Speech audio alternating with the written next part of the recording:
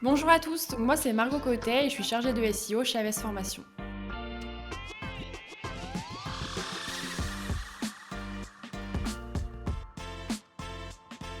Alors sur la rédaction du contenu, il y a plusieurs petits conseils pour le SEO. Déjà, c'est de ne pas faire des paragraphes trop longs, forcément parce que si on met des gros pavés sur notre page, le lecteur il va pas forcément lire notre article ou notre page web vraiment en entier.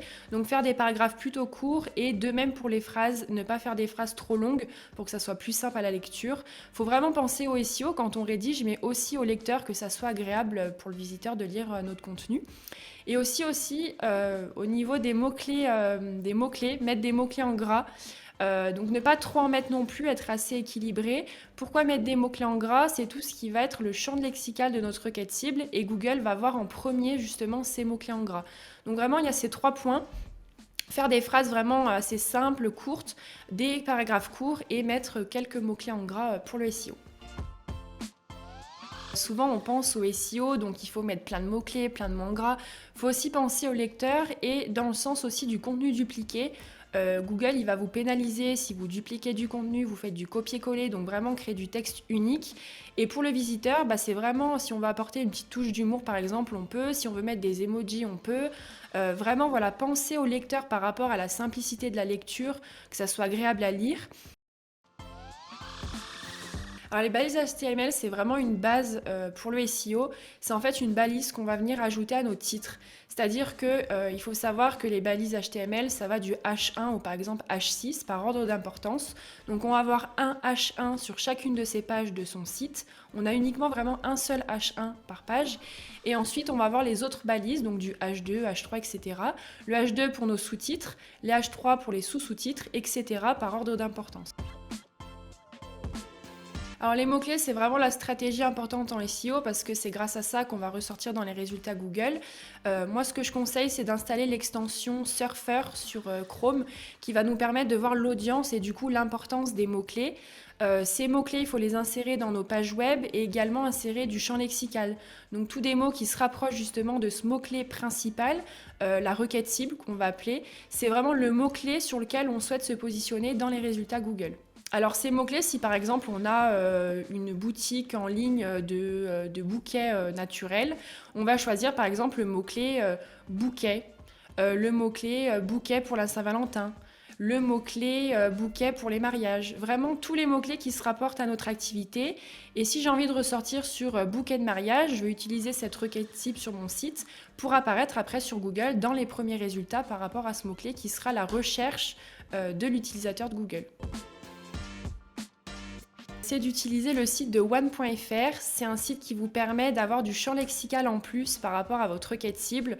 Ça peut vous aider par exemple quand vous avez terminé une fiche produit, par exemple la description d'un produit, que vous voulez ajouter un peu de contenu mais que vous avez plus de mots-clés ou d'idées pour faire vos phrases, d'aller sur ce site, de mettre l'adresse URL de votre page. Il faut qu'elle soit par contre publiée sur Google. Et ensuite, ça va vous donner vraiment beaucoup plus de mots, de champ lexical par rapport à votre requête cible. Quand on tape un mot-clé sur Google, on va retrouver le titre déjà de l'article, de la page, et la métadescription. Donc dans le titre, le mieux c'est de retrouver encore une fois notre requête cible, et la métadescription, c'est un résumé de notre page. Donc c'est pas forcément pris en compte par Google pour le SEO, mais c'est très important pour le visiteur parce que forcément ça va lui donner envie de cliquer sur notre lien et du coup d'aller visiter notre page. Dans cette métadescription, il faut aussi remettre la requête cible, c'est plutôt mieux, et puis inciter au clic avec par exemple un call to action, comme par exemple découvrez nos produits ou quelque chose comme ça. Alors on peut en mettre un petit peu où on veut, le but c'est pas non plus de suroptimiser nos pages, par contre vu que c'est vraiment notre requête principale et liée à notre activité, on peut la retrouver sur plusieurs pages du site web en effet. Sur la page principale déjà, et puis pour qu'on se retrouve aussi peut-être sur le nom du site. Si le nom de votre site c'est bouquet, bon j'invente un nom, et ben il faut que ce nom-là il se retrouve aussi sur la page d'accueil avec notre requête cible.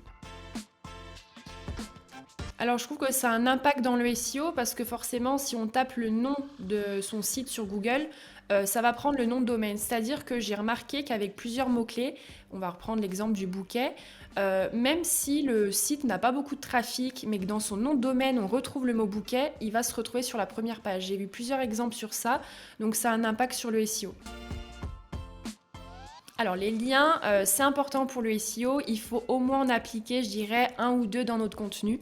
Donc les liens internes, ça va être une page qui va être redirigée sur notre propre site web, donc faire des liens par exemple entre des articles de blog ou mettre des fiches produits, des produits entre eux. Et les liens externes, une page qui est hors de notre site, donc ça peut être sur une page informative par exemple pour ajouter un peu d'infos, mettre un lien externe sur une autre page. Alors les liens externes, il faut faire attention. Par exemple, si vous mettez un lien externe sur une autre boutique de fleurs, forcément c'est un concurrent, donc c'est pas du tout pertinent de mettre un lien externe sur un autre site concurrent. Par contre, si ça va être, on parle de protection des données, on a envie de mettre un lien sur la CNIL, là par contre oui c'est pertinent parce qu'on apporte vraiment une source d'information en plus sur ce qu'on est en train de parler dans notre contenu. Donc là oui c'est pertinent. Non, il y a pas forcément de ratio, je dirais minimum un ou 2. Après on peut en mettre plusieurs. Je conseille par contre de mettre plus de liens internes que de liens externes. Ça va aider vraiment, la redirection elle sera beaucoup plus rapide, plutôt que d'aller chercher dans un menu, dans une autre page pour trouver un autre article, une autre page de produit.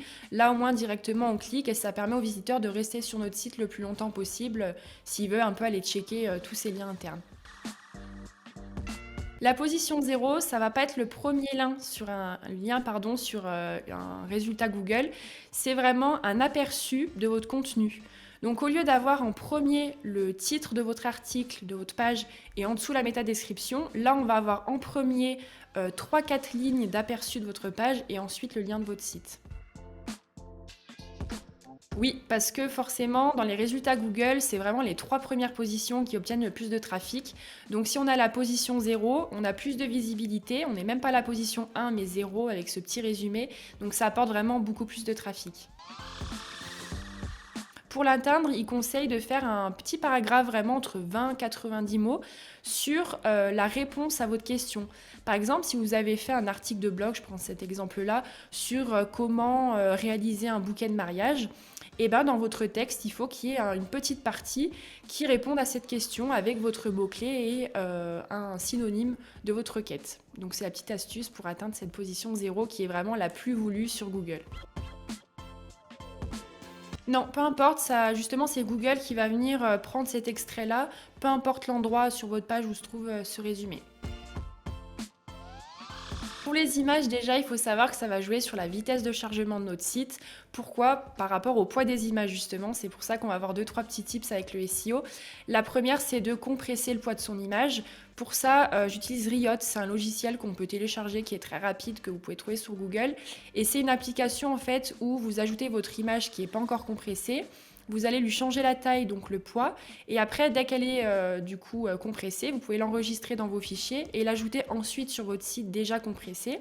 Donc ça, c'est le premier point, vraiment faire attention au poids pour que la vitesse de chargement de notre site ne soit pas réduite.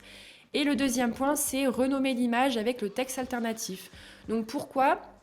Parce qu'on va utiliser notre mot-clé, encore une fois, cette fameuse requête cible dans le titre alternatif, le texte alternatif, pardon. Donc c'est un petit résumé de notre image. Donc par exemple, les bouquets de mariage pour le printemps. On va bien retrouver notre requête cible et notre photo, du coup, va pouvoir se retrouver dans Google Images. Donc c'est cette partie-là du SEO grâce aux photos. Donc pensez au poids et au texte alternatif de l'image. On va avoir déjà Google Search Console. Donc avec un compte Google, c'est vraiment important, c'est pour demander l'indexation de vos pages à Google. Donc toujours mettre, vous avez une petite barre de recherche d'URL, vous mettez votre lien que vous venez de publier justement. C'est vraiment pour Google le prenne en compte. Donc ça, c'est vraiment un point plutôt pas mal en outil. On a Google Analytics pour analyser justement toutes les données, taux de rebond, trafic, etc. Et enfin SEMrush, donc il y a une version gratuite et version payante. Vous pouvez voir justement votre Authority Score. L'Authority Score, c'est une note de 0 à 100 que vous donne Google par rapport au SEO. Donc si vous augmentez, ça montre que les actions que vous mettez en place fonctionnent pour vous. Et aussi pour voir un petit peu les mots-clés sur lesquels vous ressortez. Donc est-ce que sur le mot bouquet, vous êtes à la première ou deuxième page? Ça, vous pourrez le voir sur SEMrush. Alors le SEO, ce qu'il faut savoir, c'est que c'est assez long pour les résultats justement. Même si on ajoute 2-3 pages avec des mots-clés, on va pas le voir au bout de 2 semaines, mais plutôt au bout de 5-6 mois, je dirais. Donc c'est vraiment très long. C'est-à-dire que tout ce que vous mettez en place au quotidien, c'est bien d'avoir une bonne fréquence de publication, par exemple. Vous pourrez voir plusieurs résultats, ça peut être même au bout de 3 mois sur un certain mot-clé, mais sur un autre mot-clé, ça peut être 6 mois. Donc c'est vraiment sur plutôt du long terme, une longue durée pour voir vos résultats avec le SEO. Et ben déjà, ça va être de publier régulièrement. C'est-à-dire qu'au début, si vous avez un peu de mal, on peut parler de fiches produits ou même d'articles de blog, encore une fois, ou même d'ajout de contenu. On peut le faire, par exemple, au début, publier, là je prends les articles de blog comme exemple, une fois par semaine au début, c'est très bien. Même une fois toutes les 2 semaines, par contre, c'est bien d'être régulier. Si vous arrivez à publier une fois par semaine, même 2 fois par semaine, c'est très bien. Pourquoi? Parce que Google, il va voir que vous publiez régulièrement, vous allez ajouter du contenu régulièrement. Donc ça, c'est pris en compte par le SEO. Donc c'est bien d'avoir vraiment une fréquence de publication de contenu sur votre site. Alors les backlinks, élément super important pour le SEO, pourquoi? Parce que c'est un des 3 piliers, c'est vraiment la popularité de notre site. Il y a beaucoup de stratégies, du coup on n'aura pas trop le temps de les voir dans cette vidéo-là, mais peut-être pour une prochaine. Le SEO, bah déjà parce que c'est gratuit, si on regarde un petit peu les critères de base, tout ce qu'on a vu dans cette vidéo, et c'est vraiment pour gagner des clients, des prospects, même des visiteurs sur notre site, et du coup vendre. Le but c'est de vendre et d'apparaître vraiment dans les résultats Google et donc d'augmenter notre trafic.